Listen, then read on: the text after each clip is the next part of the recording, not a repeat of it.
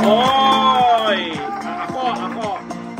Itong episode na ito talaga hindi not for anything na gusto kong sabihin sa mga gaya ni Nico Natividad at ni Albi Casino na talaga namang hayagan ang kanilang pagpapakita ng kanilang emosyon hinggil sa pinag-uusapan pa ring issue sa nangyari sa It's Showtime doon sa doon sa Especially For You na pinodcast na natin dito.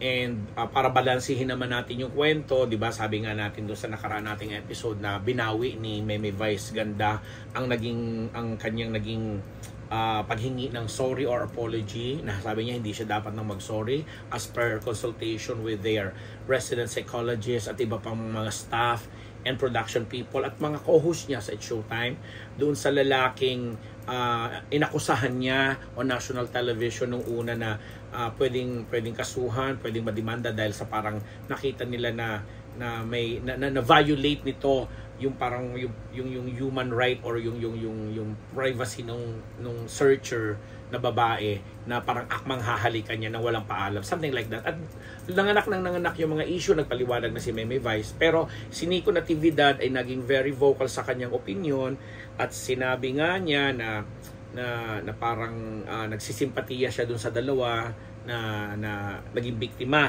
para sa kanya, naging biktima ng programa. And meron pa siyang patama doon kay Meme Vice na parang lagyan lang ng charot yung statement sa huli, okay na, lusot na, something like that. Hanggang pinag-usapan nito at syempre panabash ng todo-todo si Nico ng mga tagahanga ni Meme at tinawag siyang tinawag siyang walang utang na loob dahil galing din siya sa Showtime. Malaki rin naman ang naitulong sa kanya ng Showtime, or kung may personal mang naitulong din sa kanya si Meme Vice Ganda kasi naging kaibigan niya ang mga hashtags at isa nga sa mga hashtag members ay si Nico, etc. and so on and so forth.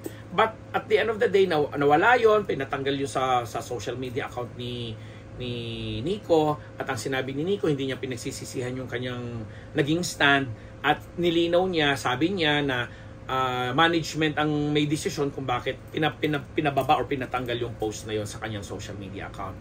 And sa gitna ng lahat ng ito, mayroong isang kagaya naman ni Albi Casino na nagbigay ng kanyang personal opinion na sinasabi niyang hinahangaan niya at sinusuportahan niya ang naging paninindigan ni Albi Casino dahil 'di ba kahit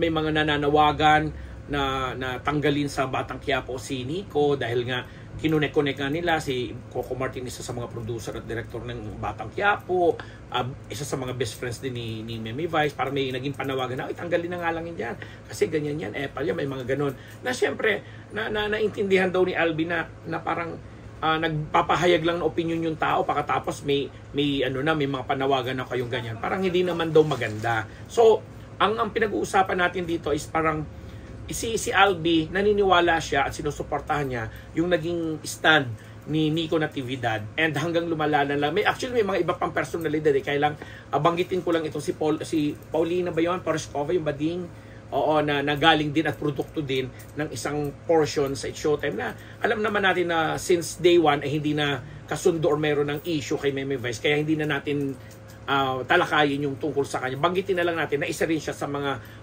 nagpahayag at nag-copy paste pa at pinost pa nga yung naging post ni Nico Natividad.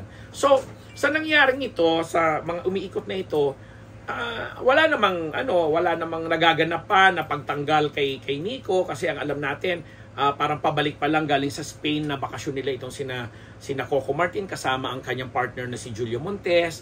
And mabilitaan naman tayo na ang Viva naman kung saan nakakontrata yata ito ngayon, nakaperma ng kontrata. Parang sila pala ni Meme Vice nasa Viva. Nasa Viva ba si Nico? Basta may nagkwento sa amin na parang inaano siya ng Viva. May mga proyekto pa rin namang gagawin sa kanya. In fact, meron kami nabalitaan na mayroong isang TV show na nag-offer kay Nico na maging bahagi din ito. So, alam nyo yon, itong mga ganitong klaseng kontrobersiya nanganganak ng either maganda or pangit, nakakatulong or nakakasama. And sa gitna ng lahat ng ito, nakakatuwa na si Albi Casino na for the longest time nung mga nakaraang panahon na bata-bata pa siya at binash siya ng todo-todo ng netizen noon na hindi pa nga masyadong, na hindi pa uso ang social media, ha? Tinira-tira na siya at pinaratangan ng kung ano dahil dininay nga niya na siya ang tatay na noon ng ipinagbubuntis o pinanganak na ni Andy Eigenman, na ngayon alam naman natin lahat kung sino ang totoong ama, di ba? Na pinaratangan pa siyang sinungaling, manggagamit, etc. But this time, nabaliktad ang lahat kasi pinupuri siya, tinatawag siyang responsabling tatay, Happy Father's Day, Albi, at ano siya,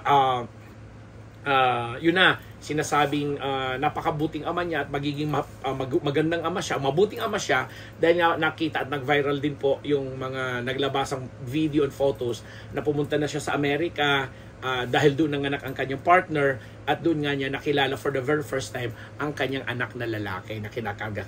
Tuwan-tuwa ang mga netizen. So ang ganda lang ng mga balita kasi siyempre isinesegue po natin. Nagsimula doon sa issue kay Nico, kay Maymay Vice, naging stand ng ganito, natapos sa ganyan, hanggang isinegway natin si Albi na sumuporta sa kanya, na si Albi ngayon naman ay puring-puri bila ng mga netizens sa pagiging ama niya ngayon. So sana ganun lagi lang, showbiz, ganun, masaya, may mga intrigahan, nanganganak ng mga issue, ganyan, nasasangkot ang mga ibang pangalan, pero para siyang natural na bagay lang na humuhupa din, parang bagyo, di ba? Pag nananala sa bagyo, ang bilis, ulan, hangin, baha, etc. Pero pag lumipas na at naibuhos na lahat, nagiging kalmado na. Sana nga po laging ganyan dahil ang saya lang, yun ang showbiz at ang buhay in all our own personal level. Ganun din po tayo sa buhay at sana naharap natin ito ng may katatagan, katiwasayan at kapayapaan sa ating mga kalooban. Ang ganda, nagraray muli. Ako po ang inyong lingkod, nagpapasalamat, Ambet Nabus, dito lamang sa Unbearable Channel.